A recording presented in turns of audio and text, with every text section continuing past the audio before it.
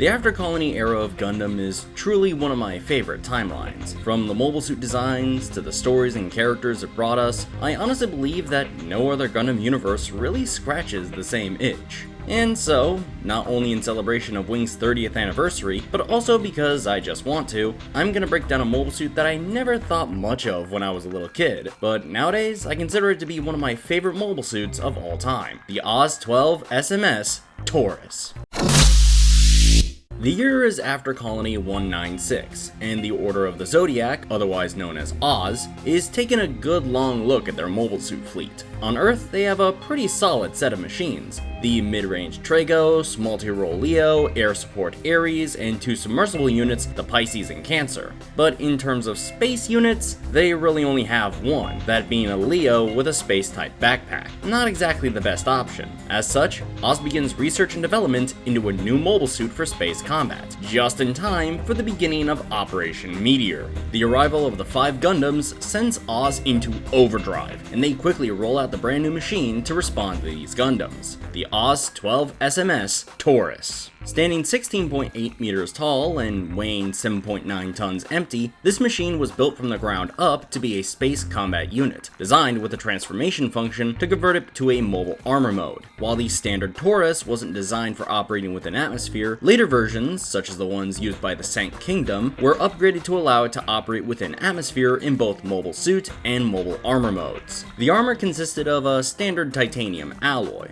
tough enough to take a few grazing shots, but basically useless in the face of a Gundam. That is, unless they were piloted by a named character, because as we all know, Wing Timeline mobile suits are cannon fodder unless piloted by somebody who's important. Moving right along to the armaments, the two standard weapons of the Taurus were a fairly normal beam rifle and a large caliber beam cannon that needed to be held with both hands in order to operate. Both of these weapons were stored on the back and usable in mobile armor mode. Moving on to additional armaments, the first was a small laser gun. While this did not have the outright power of the beam rifle or beam cannon, the laser gun had one huge advantage. It could bypass the planet defensor system used by the Virgo and Virgo 2 mobile dolls, something that normal beam weapons were incapable of. Funnily enough, however, the laser gun was literally modeled after the 90mm bullpup machine gun from the Universal Century. I just kinda find that funny. For the final armament, the Taurus units used by the Sank Kingdom also had the ability to use up to 2 beam sabers. However, most Taurus units went into battle without them and simply resorted to fisticuffs whenever it came to close quarters combat. The final interesting feature of the Taurus is the fact that it was actually designed to be Oz's first ever mobile suit with a fully integrated mobile doll system. While it originally was designed to have a human pilot, some were converted into mobile dolls later on, having pre-programmed AI take control of the mobile suit. While this AI allowed the Taurus to make maneuvers that would kill a normal pilot due to the G-forces, it lacked adaptability in the field, making it so that an unpredictable pilot could get the upper hand on the supposedly more effective AI system. The first batch of Tauruses were deployed at Oz's Victoria training base, with a full class of freshly trained pilots under the command of First Lieutenant Lucrezia Noin. However, these units were targeted by Chang Wu-fei for destruction. Even after Noin ordered the suits evacuated on a transport, they were destroyed by the Shenlong Gundam anyways.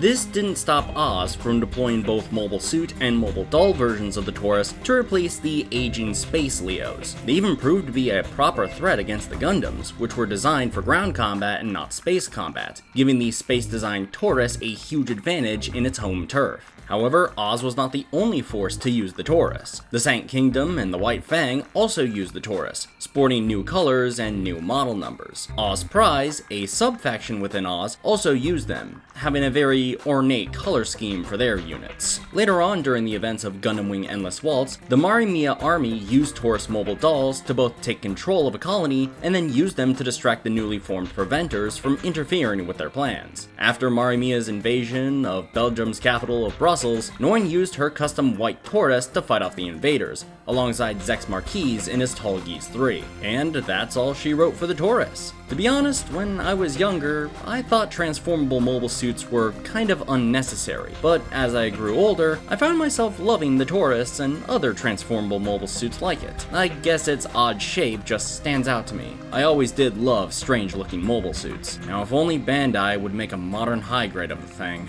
Anyway, that's all from me. Like, comment, subscribe, and do all that good stuff. And until next time, This is Nerd Trooper, signing off.